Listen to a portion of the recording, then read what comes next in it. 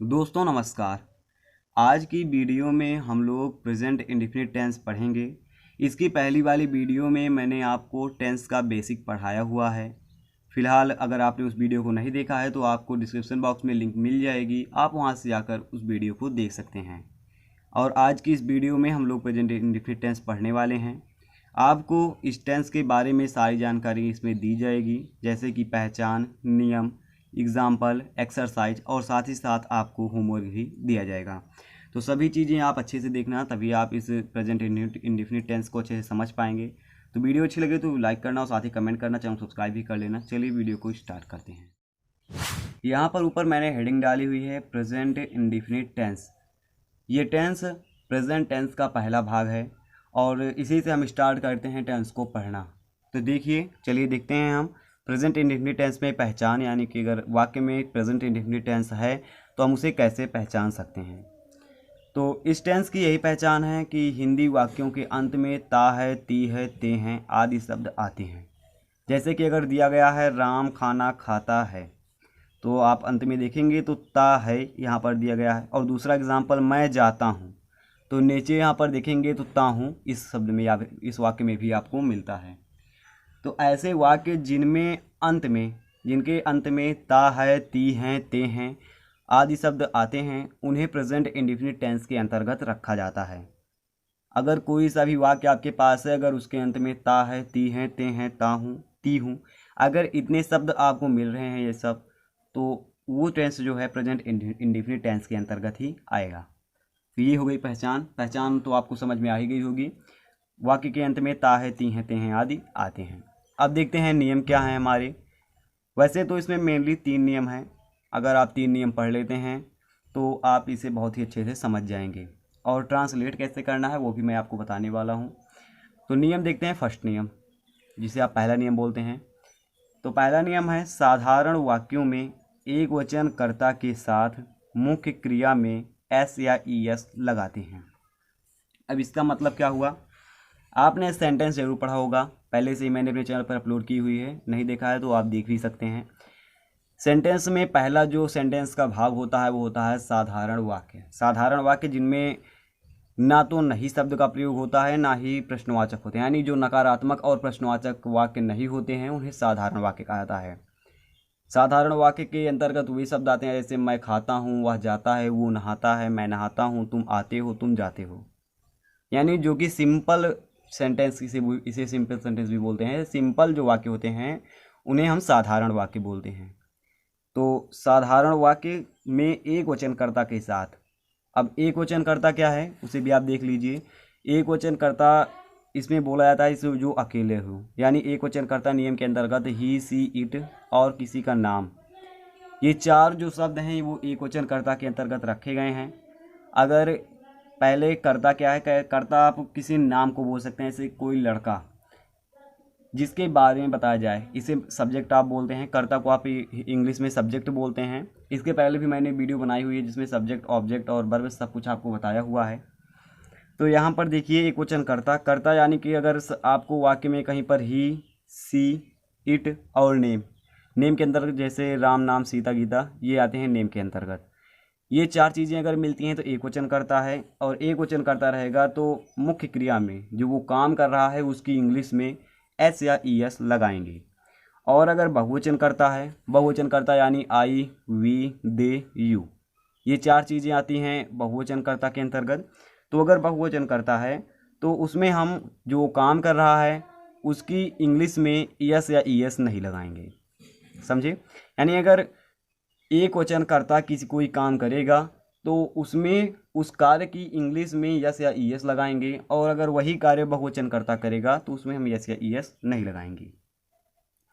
अब इतना हो गया हमारा काम। अब अगर हम देखेंगे कि इसका सीरियल क्या है, यानी सेंटेंस हम कैसे बनाएंगे, जैसे भी दिया हुआ है मैं खाना खाता हूँ, तो हमें इस तरह से इसका नहीं बनाना है इंग्लिश कि यहाँ पर मैं की जगह पर मैं आई लिख दूंगा, खाना फूड, और खाता खाने के लिए टेक लगाया जाता है, ईट लगाया जाता है, और हूँ के इज। तो इस तरह से आपको बिल्कुल नहीं करना है। नहीं, मैं बता सकता हूँ आई फूड ईट इज, तो ये हमारा गलत है। इसमें एक सीरियल होता है, जैसे अगर आप कहीं पर दवा करने जाते हैं तो लाइन लगानी पड़ती है, वैसे ही अगर आप ट्रांसलेट करते हैं तो एक लाइन होता है, एक क्रम होता है जिससे हम इसे ट्रांसलेट करते हैं। वो क्रम क्या है? तो साधारण वाक्यों के लिए जिसे आप मेन क्रम भी बोलते हैं, वो क्रम है ऊपर यहाँ पर लिखा हुआ है। सब्जेक्ट, सबसे पहले सब्जेक्ट रखा जाएगा, फिर वर्ब रखा जाएगा, फिर ऑब्जेक्ट रखा जाएगा। अब देखिए ये क्या है, सब्जेक्ट, वर्ब और ऑब्जेक्ट। अब पहले कैसे हम पहचानेंगे कि वाक्य में सब्जेक्ट है क्या? तो सब्जेक्ट, वर्ब और ऑब्जेक्ट आप इस पेज पर देख सकते हैं। यहाँ पर सब्जेक्ट और वर्ब और ऑब्जेक्ट है, ये देखिए। सब्जेक्ट उसे कहते हैं जहाँ पर आपको नाउन प्रोनाउन मिले। नाउन या प्रोनाउन को सब्जेक्ट कहते हैं। नाउन या प्रोनाउन मतलब कि जैसे किसी का नाम और ही सी इट, यानी जो एक वचन अभी जो आपने बोला, एक वचन और बहुवचन के संयुग्मित मेल को हम सब्जेक्ट बोलते हैं। He she it name I we they you, इन दोनों को हम सब्जेक्ट बोलते हैं, ये दोनों सब्जेक्ट के अंतर्गत आते हैं। उसके बाद वर्ब, वर्ब आप जान ही रहे हैं, जो कार्य किया जा रहा है उसे हम वर्ब बोलेंगे। और ऑब्जेक्ट, ऑब्जेक्ट हमें निकालना पड़ता है। कैसे निकालेंगे? जो क्वेश्चन है यानी जो आपको वाक्य दिया हुआ है उसमें आपको शब्द लगाना है, क्या, यानी क्या और किसको, इन दोनों शब्दों को लगाकर मेन लिया आप क्या लगाकर अगर आप क्वेश्चन बनाते हैं तो जो आपको आंसर प्राप्त होगा उसे ऑब्जेक्ट बोलेंगे। जैसे इधर मान लीजिए कई सारे आपको मिलेंगे, जैसे श्याम मंदिर जाता है, तो श्याम हमारा हो गया आई वी दे यू नेम, यानी कि ही सी इट नेम, तो नेम के अंतर्गत श्याम आता है तो श्याम सब्जेक्ट हो गया। अब जाता, जाना, जाना एक क्रिया है तो ये वर्ब हो गई। और कहाँ जाता है या राम कहाँ जाता है, जैसे सॉरी श्याम किसको जाता है तो मंदिर को जाता है, तो किसको लगाकर हमने शब्द बनाया तो यहाँ पर ऑब्जेक्ट मिल गया मंदिर।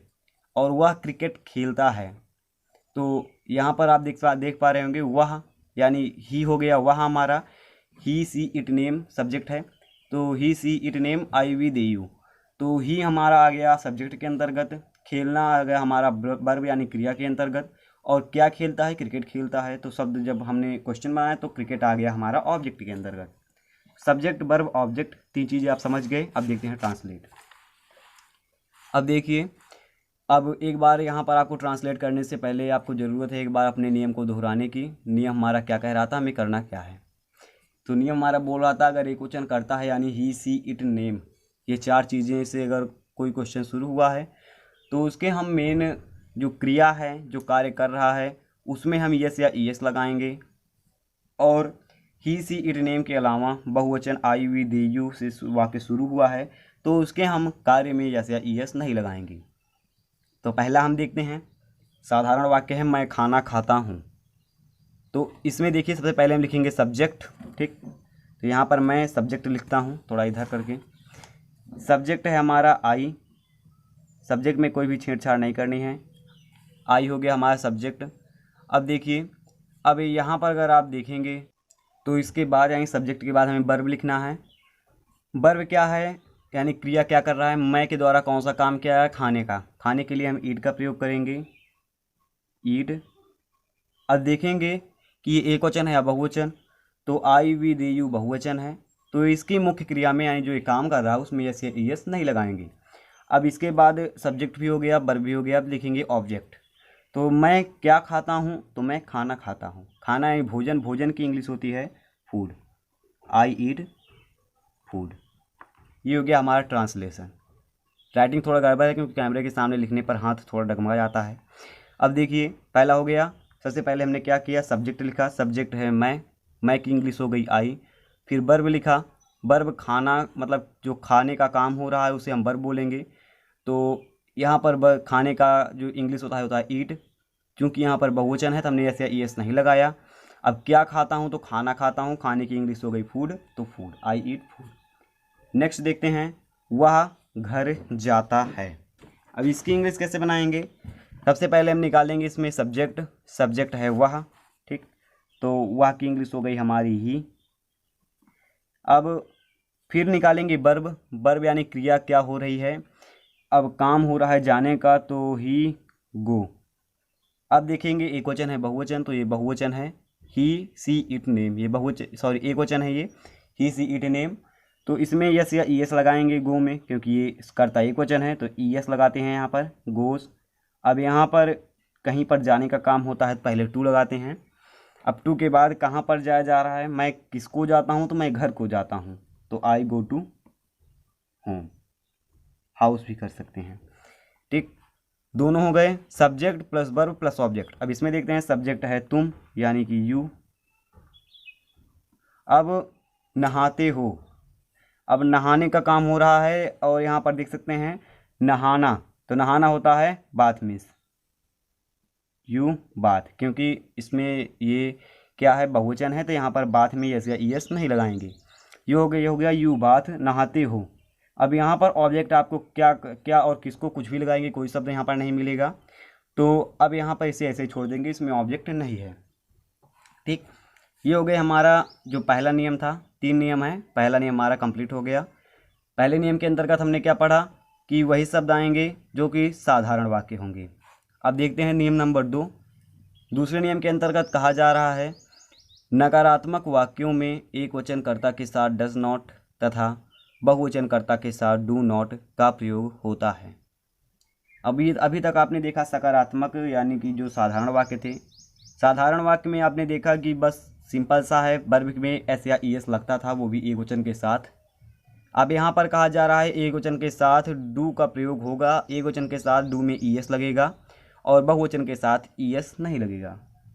सेम टू सेम वही बात कही जा रही है, यस या ई एस का प्रयोग इसमें होगा। डू नॉट का प्रयोग यानी नकारात्मक है तो डू नॉट का प्रयोग होगा, अगर एक वचन है तो यस या ई एस लग जाएगा और बहुवचन है तो यस या ई एस नहीं लगेगा। ठीक, देखते हैं, इसमें क्रम थोड़ा चेंज हो जाएगा। सबसे पहले यहाँ पर सब्जेक्ट रहेगा, सब्जेक्ट के बाद यहाँ पर डू या डज नॉट का प्रयोग होगा, फिर वर्ब फिर ऑब्जेक्ट, यानी सब्जेक्ट और वर्ब के बीच में डू नॉट या डज नॉट का प्रयोग होगा, उसके बाद वर्ब का यूज होगा, उसके बाद ऑब्जेक्ट का यूज होगा। एग्जाम्पल देखते हैं तभी आप समझ पाएंगे, नहीं तो आप समझ नहीं पाएंगे। ठीक, एग्जाम्पल है मैं खाना खाता हूँ, सॉरी मैं खाना नहीं खाता हूँ। सब्जेक्ट क्या हुआ, आई सब्जेक्ट हो गया। ठीक, मैं, अब इसके बाद नहीं खाता हूँ, तो नहीं की इंग्लिश के लिए हम यहाँ पर नॉट नहीं यूज करेंगे, यहाँ पर डू नॉट और डज नॉट यूज करना पड़ेगा।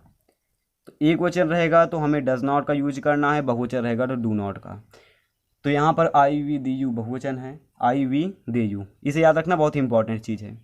आई वी दे यू बहुवचन है तो यहाँ पर हम क्या करेंगे, बहुवचनकर्ता के साथ डू नॉट का यूज करते हैं, तो हम यहाँ पर आई डू नॉट। ठीक, आई डू नॉट। अब नहीं खाता हूँ, तो नहीं के लिए हो गया काम। अब यहाँ पर वर्ब करेंगे, तो वर्ब क्या है, खाना खाने का काम हो रहा है, तो आई डू नॉट ईट। अब डू नॉट और डज नॉट लग जाएगा तो वर्ब में यस या ई एस नहीं लगेगा, चाहे वो एक वचन हो चाहे बहुवचन हो। ठीक, अब देखिए डू नॉट ईट, अब क्या नहीं खाता हूँ, तो खाना नहीं खाता हूँ, फूड। अगर आप इसी क्वेश्चन को आप ऊपर देखेंगे तो ऊपर था मैं खाना खाता हूँ, तो आई ईट फूड। अब नकारात्मक हो गया तो यहाँ पर हमने डू नॉट लगा दिया और I do not eat food. ठीक, अब देखते हैं नेक्स्ट, तुम नहीं बोलते हो। ठीक, तो तुम नहीं बोलते हो, तो इसमें भी सबसे पहले हम सब्जेक्ट देखेंगे, सब्जेक्ट है तुम यानी यू। अब डू नॉट और डज नॉट का तो you I we they you नकारात्मक है, या सॉरी बहुवचन है, तो डू नॉट का प्रयोग। अब नहीं बोलते हो, तो नहीं का इंग्लिश तो हो गया।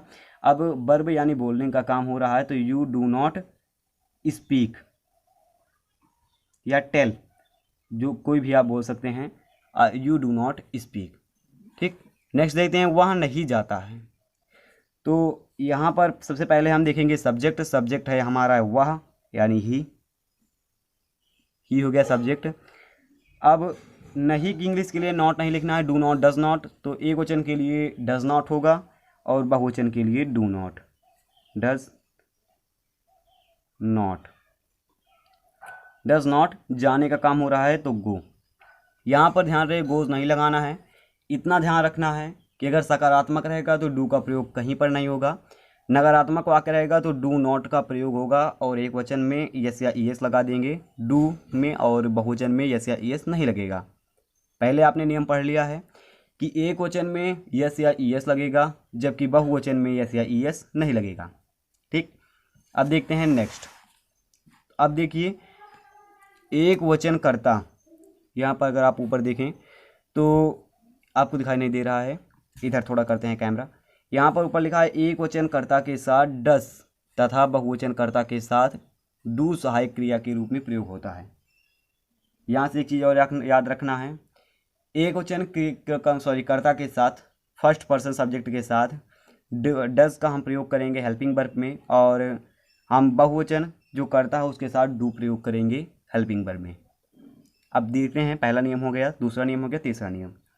पहले नियम में हमने पढ़ा सिंपल, एकदम सिंपल जो वाक्य थे कि subject plus verb plus object, इसमें एक वचन के साथ यस या ईएस का प्रयोग होता था, बहुवचन के साथ यस या ईएस का प्रयोग नहीं होता है।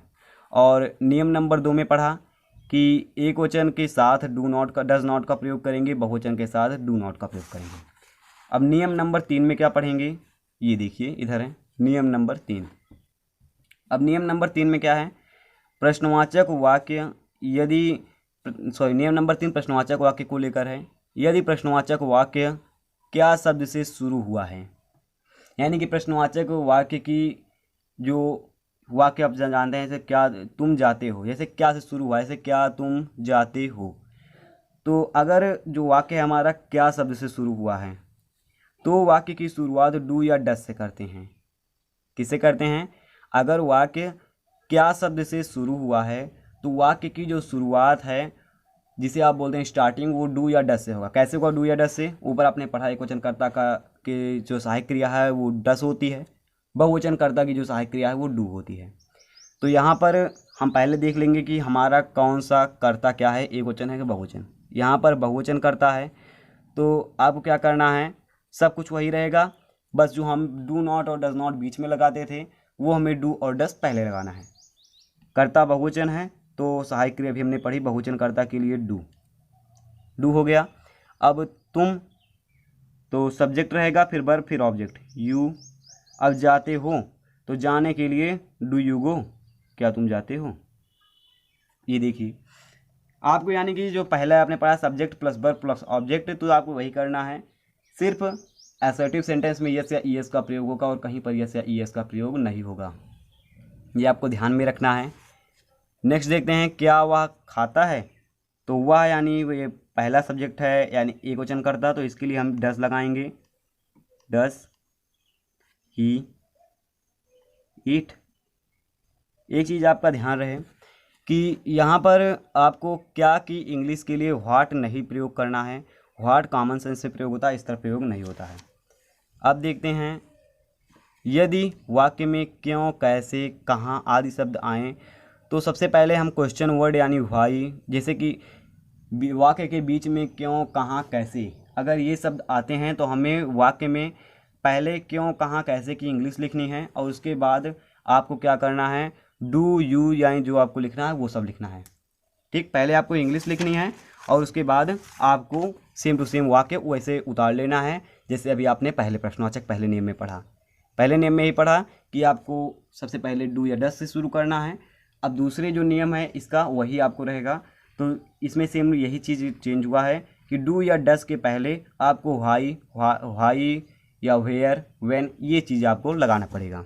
अब ये एक पढ़ते हैं नोट, यदि वाक्य में प्रश्नवाचक नकारात्मक वाक्य है तो जैसे प्रश्नवाचक भी है नकारात्मक भी है, वह क्यों नहीं रोता है, तो क्योंकि इंग्लिश हम पहले लिखेंगे क्योंकि जो क्वेश्चन वर्ड है बीच में आया है, वह क्यों नहीं रोता है, तो वह यानी ही, सॉरी पहले व्हाई करेंगे क्योंकि पहले क्वेश्चन वर्ड आया है व्हाई, तो एक वचन करता है does, why does he not cry. ठीक, चिल्लाना रोना एक ही होता है। और ऐसे ये वाला तो इसमें क्या है पहले, तो इसमें हम पहले ही डज लगा देंगे क्योंकि क्वेश्चन वर्ड नहीं है तो क्वेश्चन वर्ड नहीं लगाएंगे, डज ही नॉट क्राई। ठीक, अब आप देख पा रहे होंगे, आशा आप समझ गए होंगे ये सब कैसे हुआ, क्यों हुआ। आप देख सकते हैं HW का कार्य इधर है, आप चाहें तो कमेंट कर सकते हैं, अगर आपको आ रहा है तो, नहीं आ रहा है तो अगली वीडियो में आपको इसका सॉल्यूशन मिल जाएगा। कैसे लगी वीडियो कमेंट करके जरूर आना, वीडियो अच्छी लगी वीडियो को लाइक जरूर करना। मैं मिलूंगा आपको किसी नेक्स्ट वीडियो में, तब तक take care and bye bye.